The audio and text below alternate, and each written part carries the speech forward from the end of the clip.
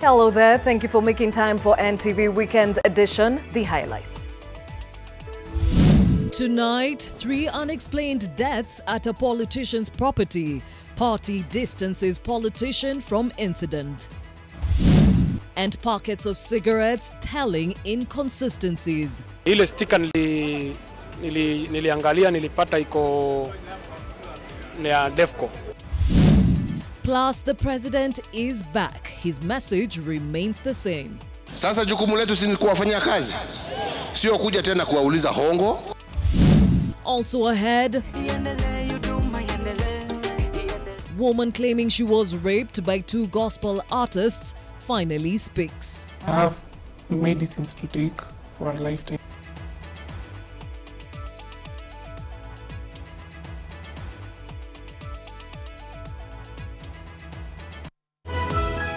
NTV Weekend Edition with Gladys Gachanja.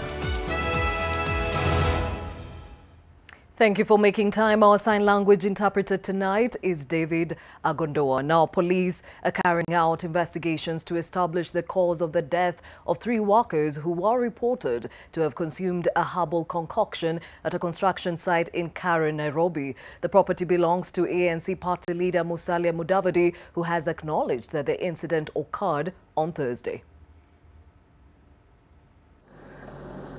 The construction site is at Kazuri area within Marula Ridge in Karen, Nairobi. Here, 3 workers died on Thursday after consuming what police have termed as a herbal concoction at the site. 4 other workers survived after responding positively to treatment.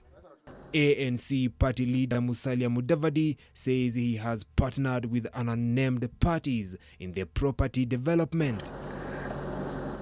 The gate to the site was under lock and key and no one was allowed to access the compound. Our efforts to grab attention of the occupants were futile as nobody responded to our calls. A home guard who was present inside the compound also declined to talk to us. According to a report at the Karen police station, Karen Hospital reported about 2 male adults who were admitted complaining of abdominal pains and vomiting. One of them, Geoffrey Mutai, later died while receiving treatment. On the same day at 6 p.m., St. Odila's dispensary reported to the station that 6 male adults were admitted at the facility with similar symptoms. 5 of them responded positively to medication, while one, Edmond Agesa, passed away. Police at Karen police station declined to give a statement. ANC Secretary General Barack Muluka maintains that 2 of the workers arrived at the site with several bottles containing unspecified liquid, claiming that the substance had benefits before convincing their colleagues to consume it. Muluka says the workers are under the contractor and not the party leader Mudavadi. Mudavadi was out of the country at the time of the incident. He spoke to NTV on phone.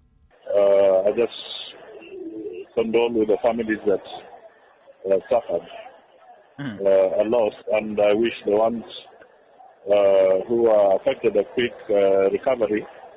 I'm told they have been discharged, and we hope that through the police investigations, these gentlemen will be able to explain what they were up to and what they did that led to the situation.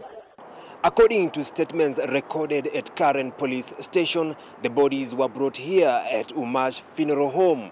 However, the management of the facility has refused to talk about the matter. Vincent Udur, NTV, Nairobi. Now, could you be buying duty-free cigarettes at retail prices? Well, the Kenya Revenue Authority says that all the cigarettes in the country are accounted for, but our investigation using its own app shows products meant for the military could be in the open market. KRA termed it an inconsistency, which it says it has asked the concerned parties to conform. Mohammed Abdul Kadir and Michael Mutinda are business partners in Mombasa City's Mariakani estate. The two sell tobacco and alcoholic products in their establishments. The two traders claim the cigarettes they were supplied are meant for Defense Forces Canteen Organization, which is exempted from selling taxed goods. Tulishafundishwa kuangalia authenticity ya alcohol products na kwa kudownload app ya Somalable kwa Play Store. Na juzi kama almost 2 weeks ago nimejaribu kuangalia authenticity ya ile sticker ya Sportsman, nikapata iko na sticker ambayo haistahili kuwa.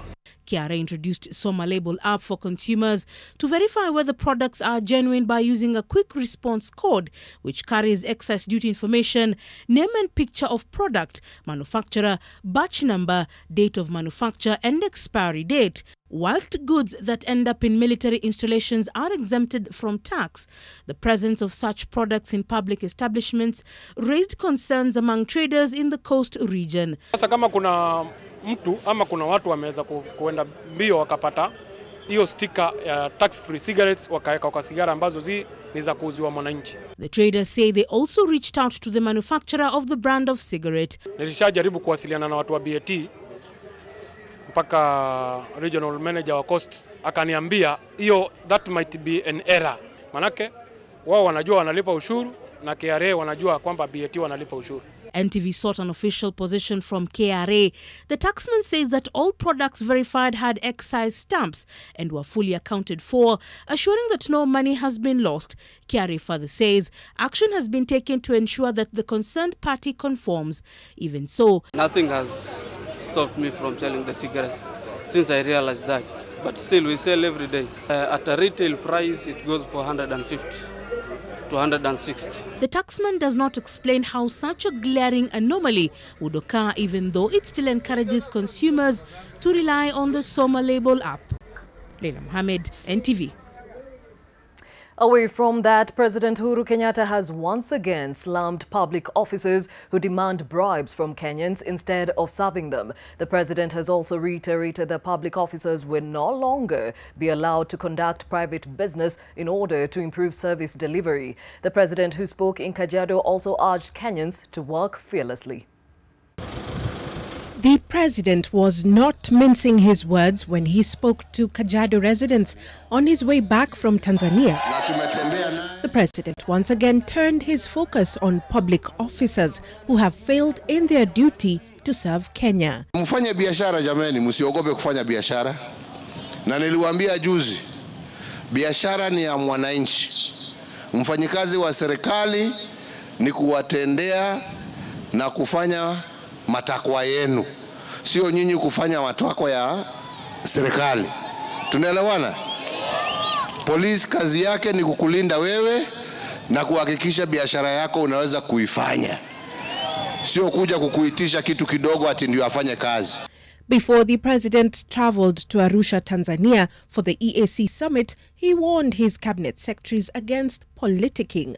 A day later, the message has never been clearer. Wakutaka siasa waende siasa, wakutaka kazi wakuje waungane na mimi, si ni hivyo? Yes, baada ya miaka 5 ikifika, nyinyi ndio mko na uamuzi, wananchi wataamua wakati huo. Au mwasemaje jameni? Mimi sitaki mambo mengi, sitaki mastori mengi, mimi nataka tufanye siasa ya mgawanyiko na fitina na ukabila. Hiyo siasa ibaki nyuma, wa Kenya waende mbele. On his road trip back from Tanzania, the president was accompanied by a delegation from Burundi, led by its vice president. The two called for unity amongst those living within the East African borders to enhance a wholesome economic boost. Juzi tulikuwa hapa na Mheshimiwa Rais wa Tanzania tukifungua huu mpaka, si ni kweli? Na hii ni kurahisisha ufanyi wa biashara, watu waweze kufanya biashara kwa njia ambayo inatakikana bila shida. Lakini mambo haya haiwezekani bila amani. Lazima sasa tushikamane imara kwa utofauti wetu wa kikabila, wa dini, wa kila chochote, ili tusonge mbele, tuweze kudumisha nchi zetu. The president, who made a number of stops from the Namanga border post, was later hosted for lunch by Kajiado Governor Joseph Olelenku. Nataka kuona ni wangapi Malmiendo, NTV.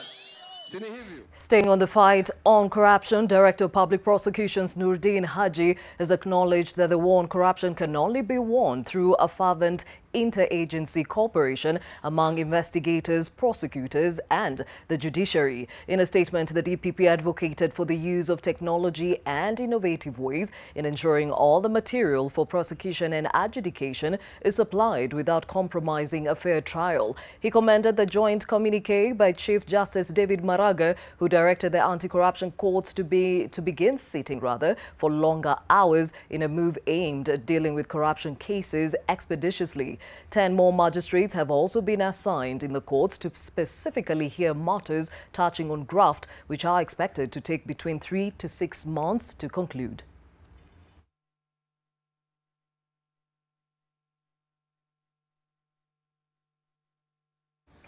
As the 20th East African Community Summit came to a close today, heads of state present affirmed their commitments to unite the region through trade and cooperation. The summit, which kicked off on Friday, was attended by 4 presidents of the 6 member countries. Silas Apollo reports on some of the promises made and on whether the dream of uniting the region could become a reality anytime soon. The heads of state and leaders of the 6 countries that make up the East African community were meeting in Arusha, Tanzania, after days of postponement of planned meetings. The agenda of discussion was the integration of the region and the creation of a political federation. The summit's outgoing chairman, Yoweri Museveni of Uganda, also handed over to his Rwandan counterpart, Paul Kagame. We will measure success by how easily our people, their goods and capital move within our region and how prosperous in the end they become. But even as the deliberations went on, there were debates on the sidelines on some of the progresses made and on whether the dream of uniting the region could be a reality. We are seeing 2 trajectories. One is huge progress in regard to economic integration. But it is at the second level where the problem is beginning to become intractable. And that is the political level. The summit had been postponed twice after Burundi's last-minute boycott of the planned November meet, which was rescheduled to December but failed to take place. What you are beginning to see are ethnic and ethnic nationalism beginning to undermine the community. The new kind of nationalism, of course, builds on the rivalry between Kenya and Tanzania those days, and we have newcomers who originally would have been described as Francophonie, meaning French-speaking Africa. Burundi is a case in point. Rwanda is the other case in point. Previous studies have also shown that failure by the leaders of the 6 countries to involve their citizens in making decisions on the integration could jeopardize some of the plans. Plans to unite the region were revived in 2000 after the first union collapse. Progress has been slow, with observers and critics pointing a finger to mistrust among leaders of member states. A case in point is the rivalry and perceived enmity between President Pierre Nkurunziza of Burundi and his Rwandan counterpart Paul Kagame over politics in the 2 countries. Others are the war in some of the member countries like South Sudan and the divided loyalty of Tanzania and Burundi, which are members of the South African Development Community. Silas Apollo, NTV. To health matters, the nurses' strike scheduled for Monday, the 4th of February 2019 is still on. The Kenya National Union of Nurses Secretary General Seth Panyako has insisted that they will not accept the government's call for talks. The union maintains that the lack of progress has pushed them to go on with the strike, defying calls from Labour Cabinet Secretary Ukur Yatani to give room for conciliation and dialogue. The Council of Governors released a statement welcoming the government's move for further talks. An agreement was made, money was factored in the budget, but somebody's running rings around to ensure that that money goes to other projects. Kwa hivyo we are not stepping back. Hii vile tumeanza, tunawaambia hii itakuwa pambano ya mwisho. I am telling you, I have no powers to call off any strike. The power to call off any strike I have given back to the members on the ground.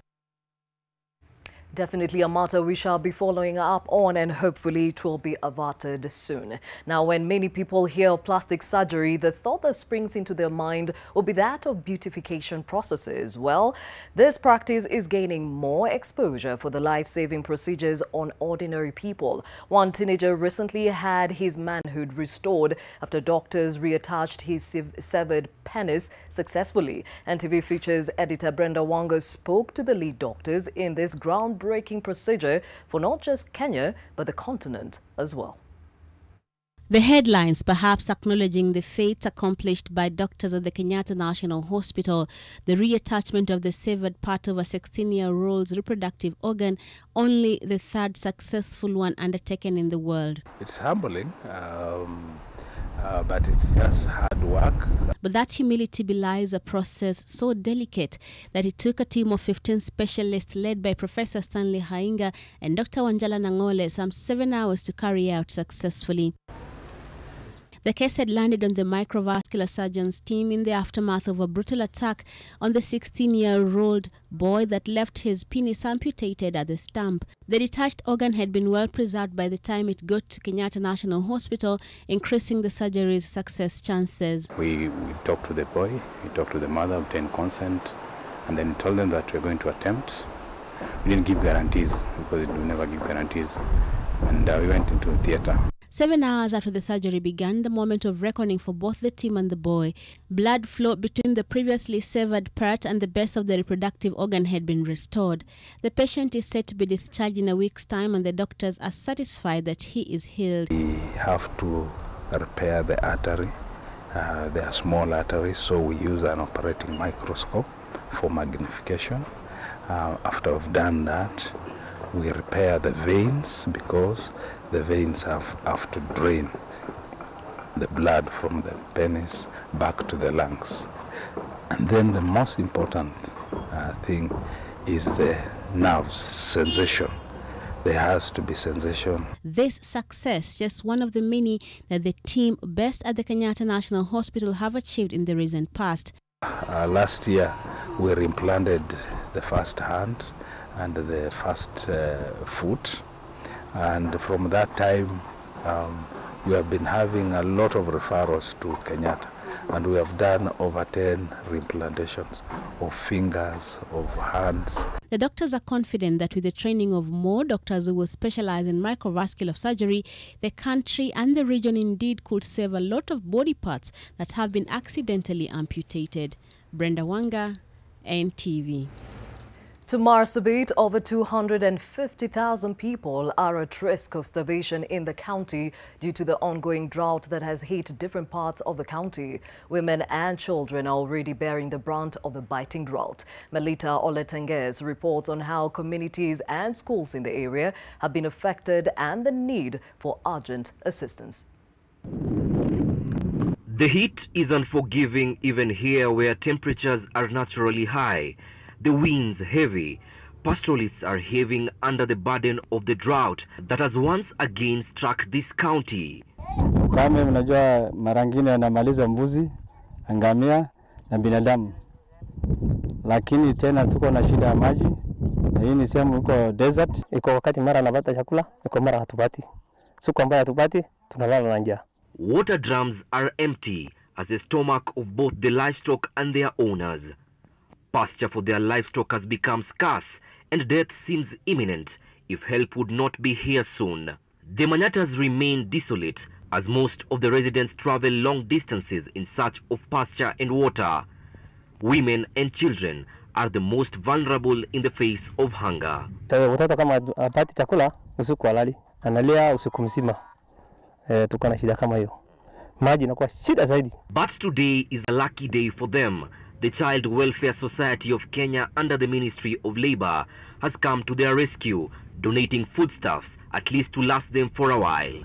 This woman, for example, has not had water for days now. She quenches her thirst. 9 public schools, 8 nursery schools and several communities received the donation.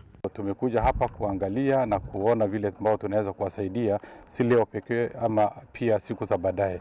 Some of the schools in Marsabit County have been forced to stop their boarding program, as the Education Ministry is yet to release funds for the program, making it even harder for students in this suffering. The county government of Marsabit has appealed for humanitarian aid to contain the situation.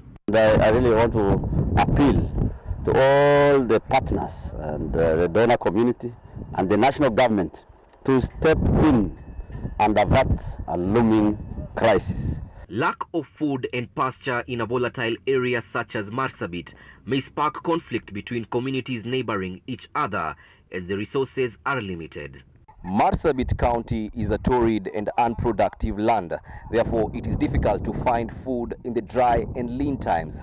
Residents here are at the mercy of the scorching sun. However, the little they get is enough to last them when hunger pangs bite.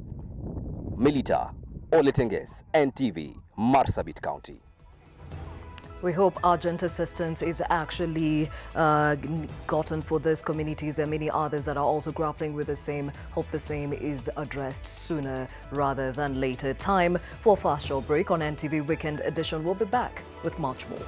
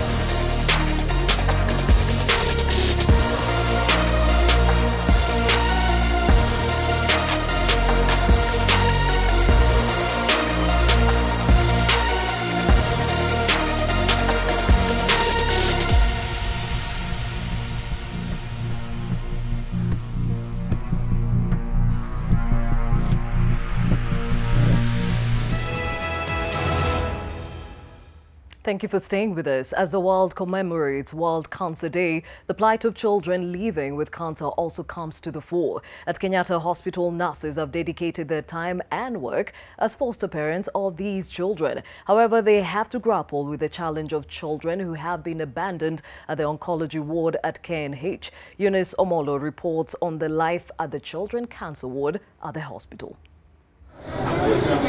It is a few minutes after the lunchtime visiting hours at the oncology ward in Kenyatta National Hospital. An art and craft session is ongoing. These young ones are creating beauty out of life that is anything but rosy. These buildings are second home, a school, and a sanctuary for better health for about 28 children living with cancer. So these children are left with us as young as 4 years. So it is us as the nurses who take care of them. We provide for them whatever they need, and we feed them. We take care of what they need when they are here in the hospital. We have about a number of them are referrals from various centers. At KNH, they receive chemotherapy, radiotherapy, and other types of treatment. Parents are only allowed to visit the children who are under the care of 18 nurses running activities at the ward for only 30 minutes. The unit has been home to Stephen Kipkelion's son for close to 2 years now. When he first bought the child, he was against leaving behind his 4-year-old son under the care of the nurses. His son suffers from neuroblastoma cancer stage 4, a cancer that arises from immature nerve cells in infants and young children. Sasa kuadmit mtoto hapa, nilikuwa nafikiria tutalala na mtoto. Nikaambiwa mtoto alikuwa ni wa miaka 4. Nikaambiwa mtoto atalala, wewe uende nyumbani. Sasa nikashangaa mtoto anawezaje wa miaka 4 ambayo tumezunguka na yeye analala karibu na mimi akae katika Kenyatta Hospital peke yake. Nafikiri sister akaniambia, daktari wa hapa akaniambia kwamba sisi tuko na ujuzi. Hata kama ni mtoto ni mdogo. Sadly, some do not get to get the visiting times with their parents, especially those in the last stage of the disease. Some parents abandon their children here, mainly because the stigma of this disease. And when they hear the children have cancer, they just switch off. And they leave the children knowing that they will just be told your child is dead. They kind of fear, they don't want to be associated with what is happening. They won't. They abandon them because of the financial challenges that they go through. They go through a lot of challenges. Some are from very far. You see this is a referral center. So if a mother is referred from Eldoret or from Lodwar, if they come, Garissa, coming back to see their children becomes a challenge. And so you can find the children staying here for a long time without somebody coming to see them. For their stay to be comfortable, the nurses at the oncology unit pull their resources together to ensure that they get love just as those who are visited. They are provided with essential requirements like soap and even fruits. The burden of cancer weighs heavily on some of the parents with children at the ward. Charity Waithaka brought her son to the unit in January 2018 when he was seriously unwell after a diagnosis of leukemia in 2017. Her journey to ensure her son got proper treatment has been one too costly. Then they try to get the insurance, and from there, the insurance can sort them out. But still, there are others who can't even afford to get an insurance for NHIF insurance, and the bill becomes a burden. Others, you see, they are burdened; they have no one to take care of that. And so the hospital at long last will have to. Other challenges include lack of specialized treatment for some of the children who, for instance, need bone marrow transplant. Most of them do not get treatment, leading to progression that finally becomes fatal. The NHIF can upgrade their services to help these children. We can have very good outcomes. Like now you find they only give very little to those who are going out. The rest of the money they are supposed to food, and they are not able. The hospitals strive to ensure that the children at the hospital are well taken care of and live a normal childhood life by also offering education for the children in their stay at the facility. Eunice Omolo, NTV, Nairobi.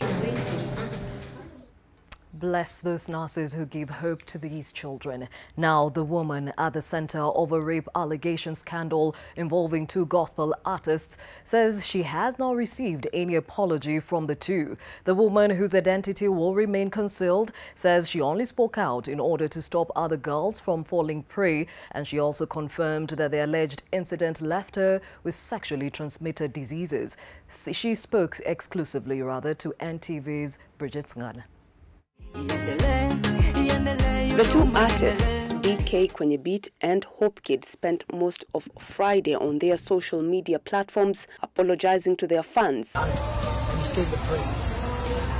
Keep us in your prayers. But not directly or otherwise admitting to non-consensual sex. The woman at the heart of the sex scandal says the incident left her traumatized. She says she did not expect such attention when she went public with the story.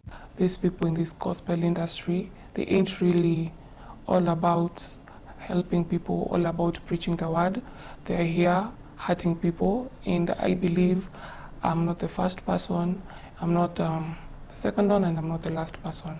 I believe this could be something going on, even if it's not these 2 people who happened to defile me sexually. I went there knowing that I'm going to meet only one person, the only person whom I've been talking to, not the second party.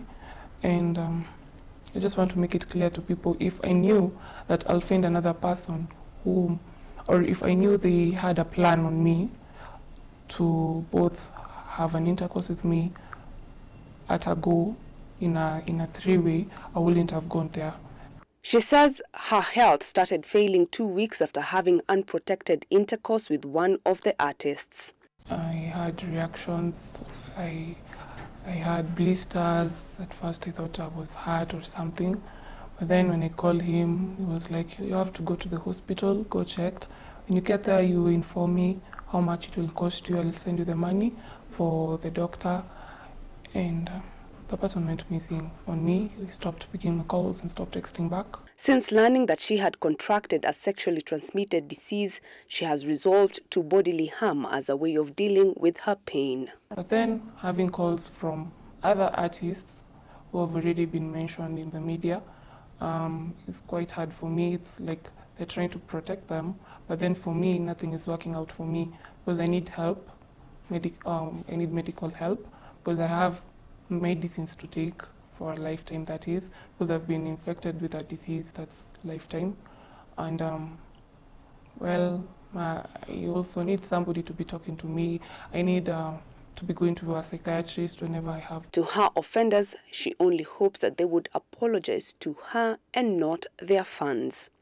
If these people, the ones who defiled me, they should be responsible.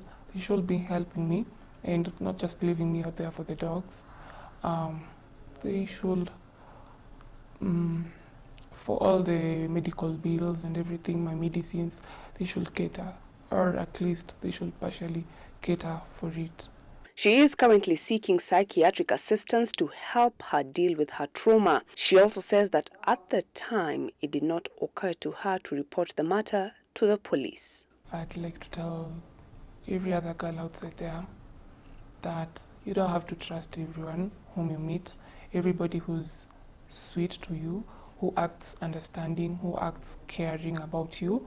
Most of these people out here, if they're suffering from something, they really don't care about infecting you. They really don't care about your health, because I realized this when it became serious that I have to go to hospital, and the person was like, you know, when you have something on your side, it means there's something on my side, meaning that he gave it to me.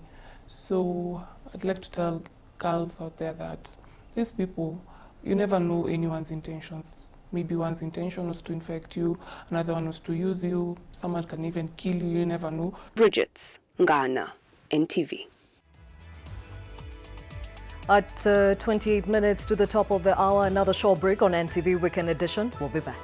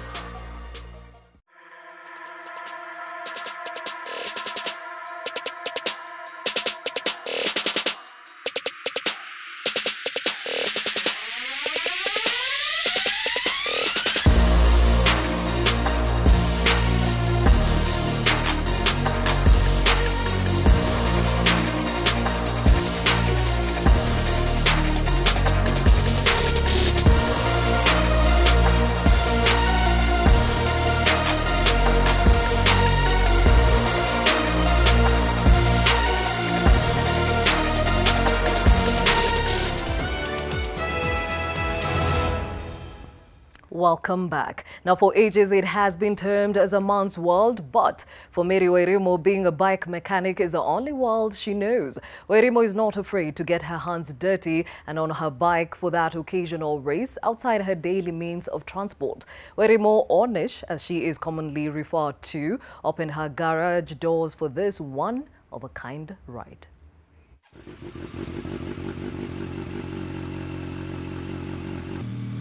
My name is Mary Wairimu, popularly known as Nish. I am a bike mechanic and I also race bikes. I've been a bike mechanic for 2 years. I've been racing for 1 year. I have a CBR 1000. I like riding the bike because it has a lot of power and it's fast. I like speed.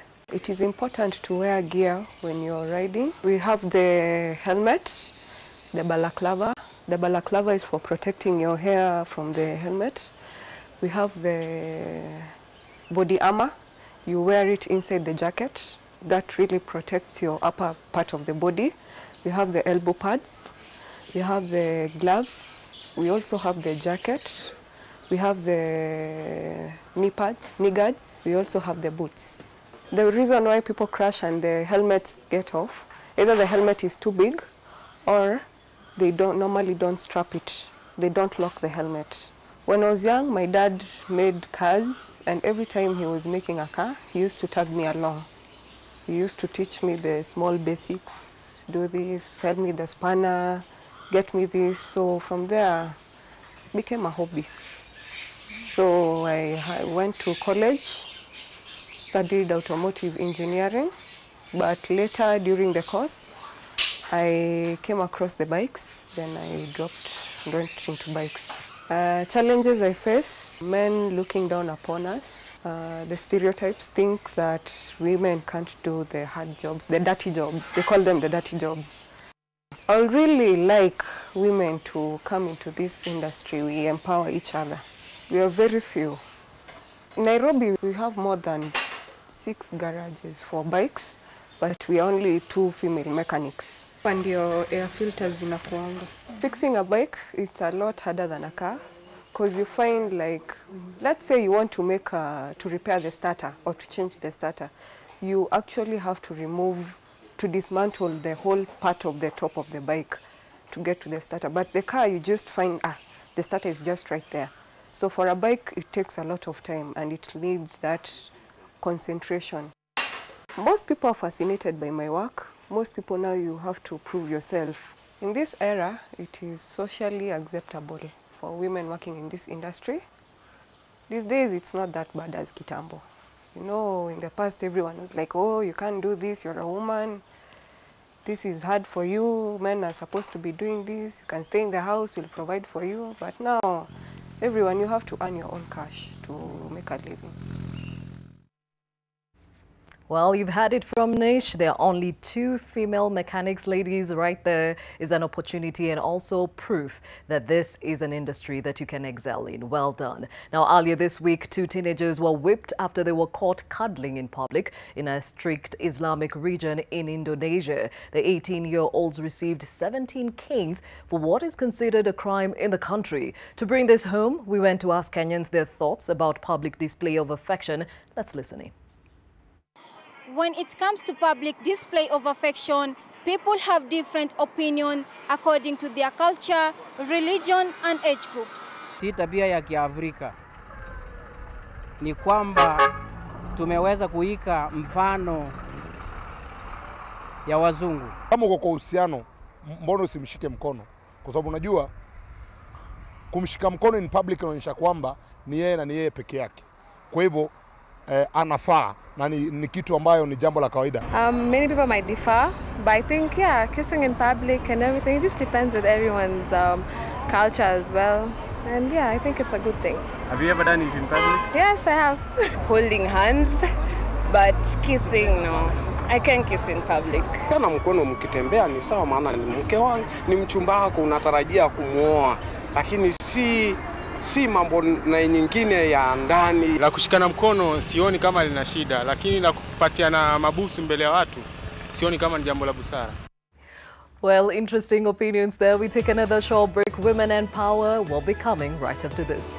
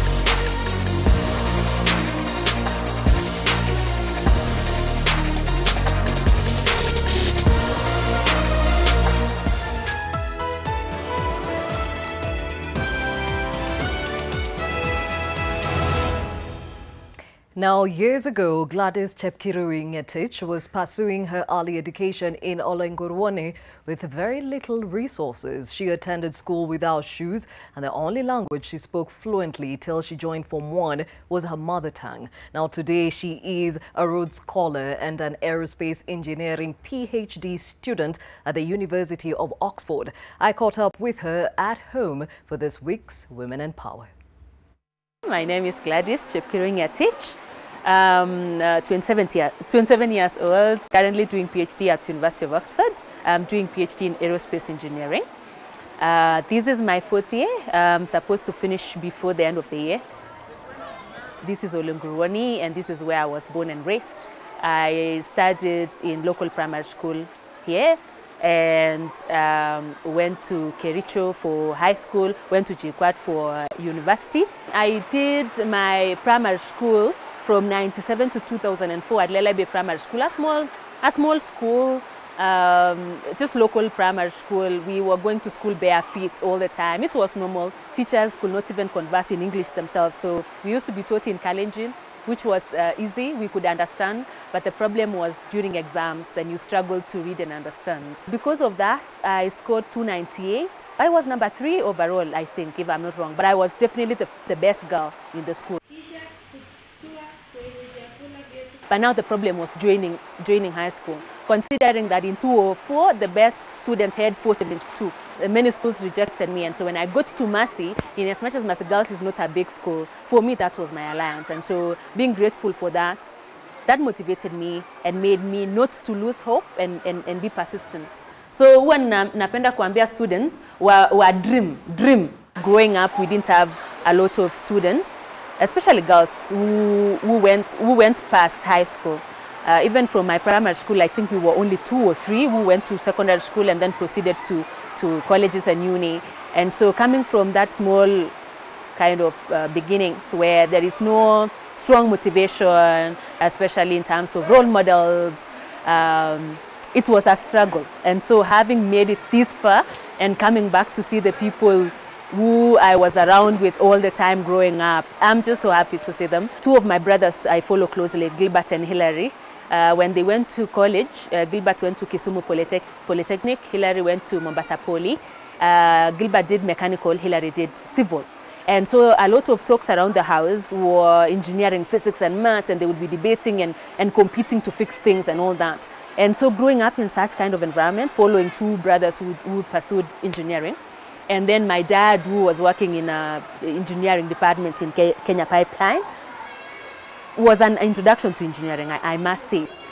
So Ilu is a Kalenjin word for shine, Ilu. The reason why I co-founded Ilu with 2 of my colleagues from campus is we wanted to go back to where we come from. And all of us, we come from small beginnings, from villages. And so when we look back at where we started and just the improvement and the journey we've had, we thought, hey, we can do something. We can at least go back and tell those kids they can actually make it. Like there is, even with the limited resources and lack of role models. So the plan was we approach teachers that I knew and asked them to give us a list of 2 girls actually who were doing well, but they were struggling financially. Parents would just work hard to get fees and then we'll sort anything else, non-fees. Mtoto alikuwa anaenda shule, alikuwa ananitumanishia pesa ya shopping, ya transport. Saa tukua na shida kabisa. Kusomesha wasichana ni mzuri. Yule hata kiolewa bado anakumbuka nyumbani. Making it to Kenya's top 40 under 40 women. It was everything really. It was, at the moment, it's my highest achievement in terms of awards or recognition. So I'm just thinking at 27 and I made it to the list. It's more than I could ask for. It motivates me and it confirms that you can, the sky is the limit, or beyond the sky is the limit, yeah. I'll say this and I'll say it again. It's not how you start, it's how you finish. So Your dreams are valid. Well, further afield, Catholic migrants in the United Arab Emirates are preparing for the Pope's 3-day trip, the first ever papal visit to the Arabian Peninsula, the birthplace of Islam. More than 135,000 worshippers are expected to gather in Abu Dhabi on Tuesday for Mass. Decked out with Vatican flags and a lifelike picture of the Pope, St. Mary's Catholic Church in the neighboring Emirate of Dubai has been abuzz with worshippers preparing for the Pontiff's arrival. The Pope's 3-day trip, which starts Sunday, is the first ever papal visit to the Arabian Peninsula. While Muslims make up nearly 4/5 of the United Arab Emirates population, the country is also home to nearly 1 million Catholics. Most are from India and Philippines. Images released by Iranian state television reportedly showed the testing of a new cruise missile with a range of more than 1,350 kilometers. According to the Defense Minister Amir Hatami, the test of the Hovazei cruise missile was carried out successfully and it accurately hit the set target. And President Vladimir Putin has said Russia is suspending its participation in a key Cold War-era missile treaty in a mirror response to a US move the day before. Moscow and Washington have long accused the other of violating the Intermediate-Range Nuclear Forces Agreement, which was signed in 1987 and resolved a crisis over Soviet missiles. A Venezuelan Air Force general rejected the authority of President Nicolas Maduro, becoming the highest-ranking military officer to recognize opposition leader Juan Guaido as the country's acting president. The crack in the military's united front behind Maduro came as Guaido mobilized a mass protest in Caracas to back his call for Maduro's resignation and early elections. Brian O'Toole, voicing that story, is already in studio with the latest from the sporting world. Stay with us.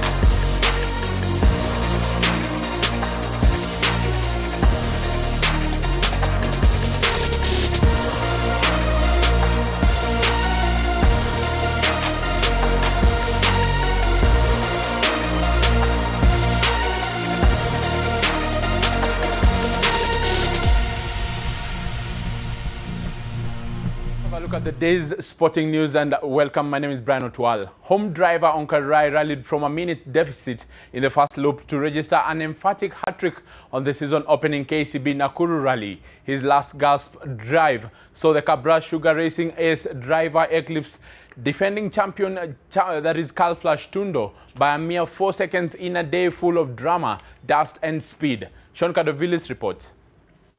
So after 8 stages, just 4.8 seconds separated first from second at the KCB Kenya National Rally Championship, the first round, the KCB Nakuru Rally. And it was Onkarai who won for the 3rd time in a row, his 3rd Nakuru win in a row.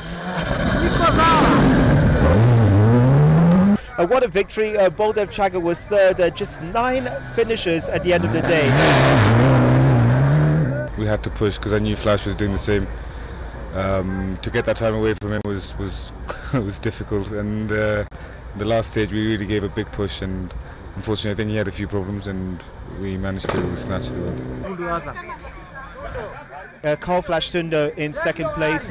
Carl, that must have been tough to stomach, just 4.8 seconds separating you two. Hats off to him. I knew it would be tough to stay ahead on Gachanja, and yeah, 4 seconds. Well, it's better than 14 or 24, or 4 seconds is good. So as we mentioned, just 4.8 seconds separating first from second. And the next rally is in Nairobi, organized by the KMSC. It is in the first weekend of March. Sean Carter-Villas, NTV at the Solai Club. And there was a shock result in the Kenyan Premier League as bottom of the table Mount Kenya United came from a goal down to beat league leaders Mathare United 2-1 for their first win of the season. Crispin Odor had given the Slum Boys the lead, but Peter Amani scored twice for Mount Kenya to end Mathare's 9 matches unbeaten run. Ulinzi Stars drew 1-1 against Chemelil Sugar, while Posta Rangers held Tusker to a barren draw at the Kenyatta Stadium. On Sunday, Bandari host AFC Leopards in Mombasa.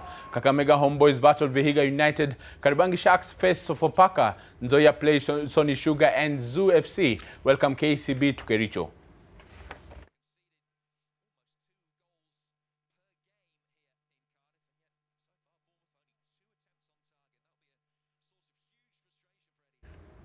And Kenyan champions Gor Mahia and Egyptian giants Zamalek will renew their decades-long rivalry when they face off in a much-anticipated CAF Confederation Cup group match Sunday afternoon. The two teams today had a feel of the Kasarani Stadium, and Ida Waringa gives us a lowdown on what is at stake. Kenyan Premier League champions Gor Mahia will be seeking to start their CAF Confederations Cup on a positive note when they take on Zamalek.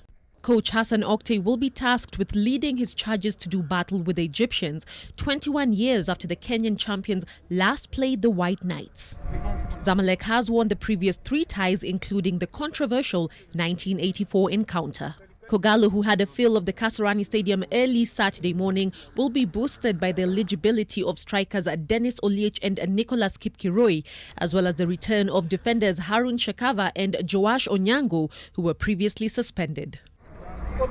Zamalek, who currently top the Egyptian Premier League with 45 points, 6 more than the second-best side, had a fill of the grounds a Saturday afternoon. This was the North African second training in the country as they held a closed-door session at Utali grounds Friday evening, hours after their arrival. Zamalek coach Christian Gross will be banking on new signing Khalid Boutaib as the 17-time Egyptian champions seek to secure a crucial away win. The Kogalo versus White Knights match will kick off at 4 p.m. with the other match in the group pitting Nasr Hussein Day against Petro Atletico in Algiers. Ida Warenga, NTV. And former Harambee Stars coach Marshall Mulwa believes that if Harambee Stars players have ample self-belief, they can perform well in the 2019 edition of the Africa Cup of Nations. Kenya will be making a return to the continental showpiece after a 15-year absence. Hakuna timu ambayo haiwezi kafaulu.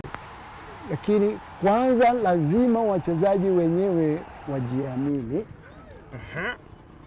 Yaani ile imani kutoka kwa mchezaji binafsi. Ni jambo muhimu sana.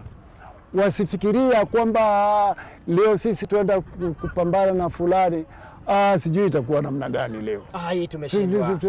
Bondoe hiyo dhana. Self defeatism is a terrible thing in soccer. Lazima wajiamini ya kwamba wao wenyewe wana uwezo, wanaweza kushinda, wanaweza kupambana na timu yoyote. Si ni watu 11 kwa 11. Wote wanaume. Shida hiyo wapi? And Sweden's Linda Westberg won both the Pro-Am team prize and the overall leading pro prize at the second Pro-Am round at the Vipingo Invitational Pro-Am after returning an individual score of 2 under 70. Saturday's Pro-Am was the last of the two at the Vipingo Ladies Invitational that included 13 golf professionals and nearly 40 Kenyan amateur golfers. Speaking during the prize-giving ceremony, CS Najib Balala said the government had committed 63 million shillings towards hosting a fully-fledged Ladies European Tour event at Vipingo in October. The PGA Pro-Am event was sponsored by Safaricom's M-Pesa and Kenya Tourism Board's Magical Kenya.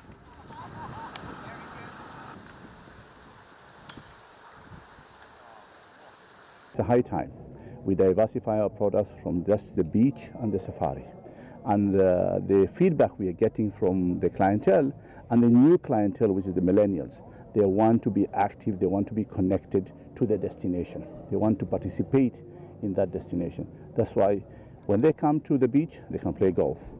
When they come for safari, they can do hiking in the mountain. So these are the things we want to develop as the government so that the experience becomes memorable. Some tennis, and Kenya's Albert Njogu lost to Hungarian Peter Saleh in the boys' final of the International Tennis Federation ITF 18 and under tournament held at the Nairobi club. Fifth-seeded Njogu will rue a meek fast serve and unforced errors as he squandered several game points to go down to second-seed Saleh in straight sets of 6-3, 6-4 in a thrilling final. Joel Stohr from Germany won the girls' event after her opponent Yu Shin Tsai from Taipei retired in the second set with an injury. Christopher Fokho from Mauritius and Mozambican Bruno Navene won the boys' doubles.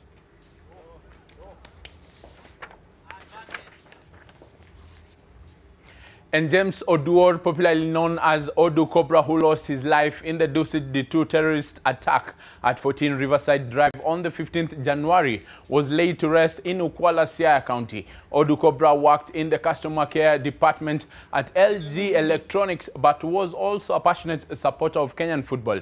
Brought up in the Kariakoo area of Nairobi, Odu grew to be an influential figure in the Kenyan football, with his online football channel Wadau TV becoming a voice of the masses regarding football. Odu made the cut in the 2019 IPS Sports Media Awards, top 10 finalists from each continent in the sports blog category. He is survived by his wife and 2 children, Janelle and Giovanni. May his soul rest in peace. Moving on, Kenya will take on Wales in the Challenge Trophy quarterfinals at 3 a.m. on Sunday after losing all its Pool B matches at the Sydney leg of the World Rugby Sevens series.